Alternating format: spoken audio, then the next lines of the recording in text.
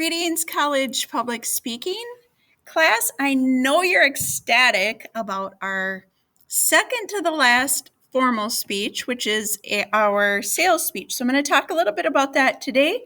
I'll go over Monroes motivated sequence and what that is as well. So if you're looking at my screen here, we are going to look first at the week of Memorial Day week.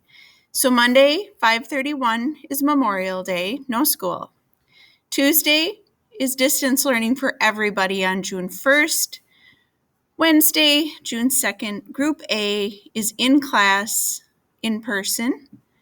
Thursday, June 3rd, Group B, you will be completing a distance learn activity with me on Google Live Meet for the class. So that's the week in general. So let's look at the persuasive sales speech. It is 30 points. It's the second to the last speech. The last speech is a celebration speech, and it is just that. You get to do kind of a farewell speech and saying goodbye. So that is for participation, and I will talk about that in another video. But the sales speech, as you look at how you're graded for the sales speech, this is for 30. Again, you get a check mark if you meet the expectation or a minus if it is not met.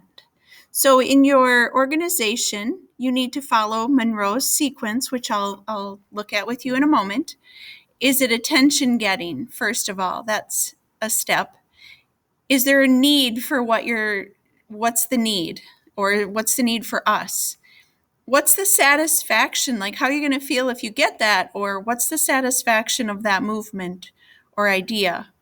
Visualization. What do we see? What can we see for later if we do this or have this product or without it? What do we visualize? And an action step is, what do you want us to do? What do you want us to do to be able to get this product, to get this idea, to understand? What specific steps should we take? Okay, so all of those are looking down here for Monroe's sequence. Attention getter, clarify the topic at hand, don't distract. What's the need of the audience? Convince us. Why do we need this? Don't assume. So you have to be very detailed why we need it.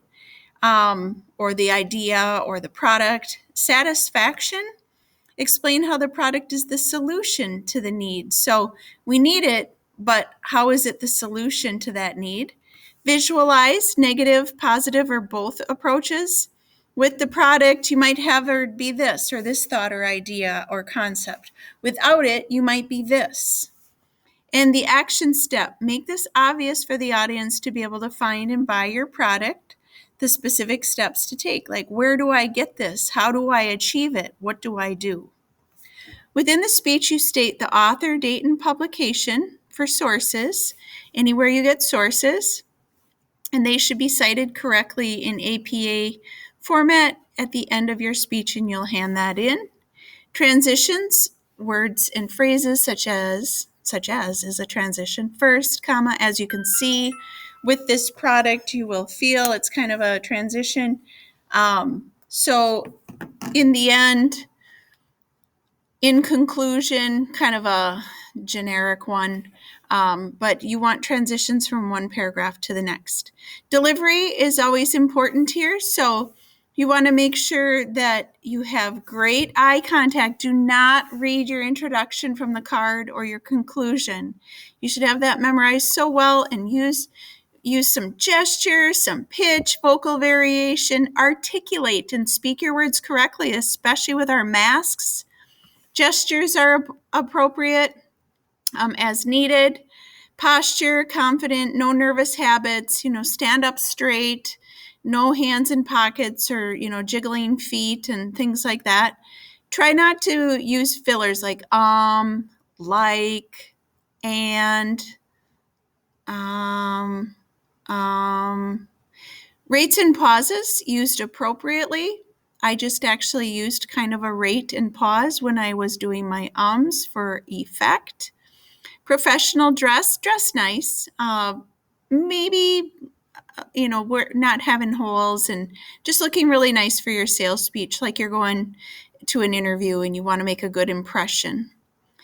Talked about pitch, articulation, volume. So in our room and with a mask, you have to consider your volume, that it's adequate for the space, room, and situation with masks.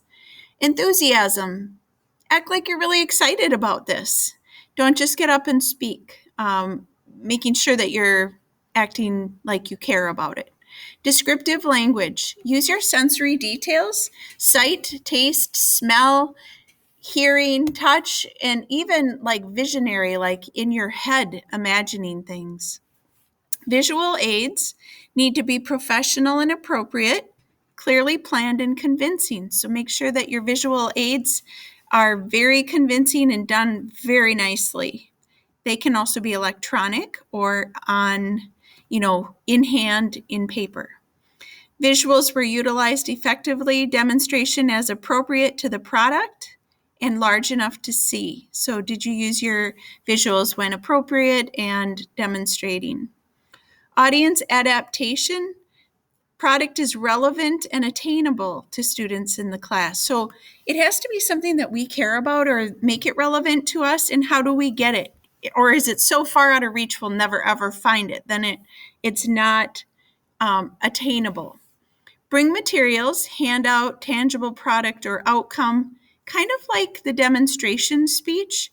So you might have to share something with students and let it quarantine for a little while.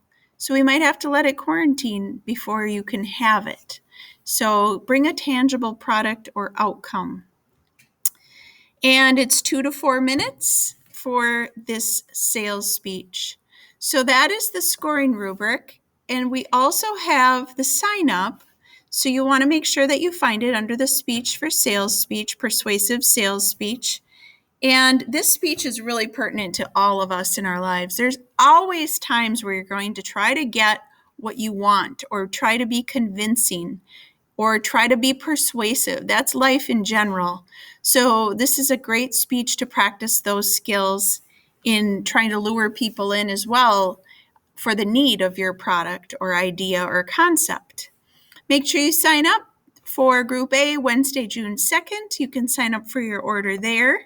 And for Group B, Thursday, June 3rd, again, we'll be in Distance Learn Google Live meeting from your select location. And a few of you might have to go on Tuesday, June 8th for Group B. So don't forget to sign up accordingly.